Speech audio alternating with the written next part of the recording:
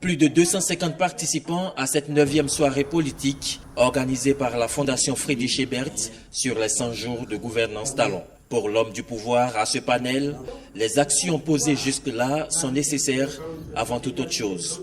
Le président Talon a fait une promesse aux Béninois au cours de la campagne.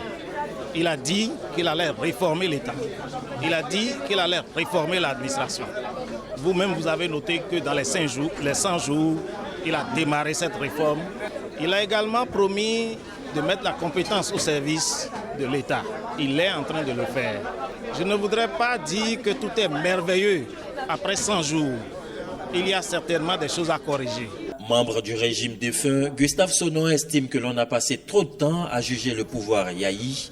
Il reconnaît cependant que la démarche ayant conduit à l'annulation des concours au profit de la fonction publique est irréprochable. J'apprécie la méthode. S'il s'avérait que ce qui est dit dans le rapport, si c'est vrai et que le gouvernement annule, ça veut dire que c'est avec justesse. Maintenant, nous sommes dans un état de droit et que la suite se soit réglée par les voies de droit. Ardent défenseur de la question du genre, la représentante de la société civile déplore la faible présence des femmes dans le régime Talon. Je le dis toujours, la parité n'est pas une charité. La parité consiste à compétences égales, à donner des chances et des opportunités égales. Elle consiste à comprendre que quand on met ensemble un homme et une femme, on s'approche le plus possible des besoins de toute la communauté. J'entends et je comprends la désolation des femmes qui demandent un peu plus de représentativité.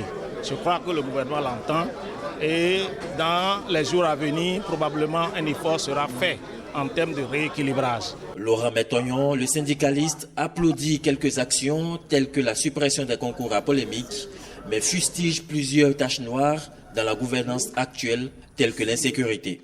Par rapport à la rupture, moi je ne suis pas encore satisfait. Le nouveau pouvoir qui est venu et qui prend la décision de lever les barrières sans avoir fait sérieusement l'état des lieux, les conséquences, c'est ça que nous vivons aujourd'hui. Le braquage, la vindicte populaire. La période des 100 jours de gestion est encore trop juste pour mieux apprécier les réformes du nouveau régime, ont reconnu des participants.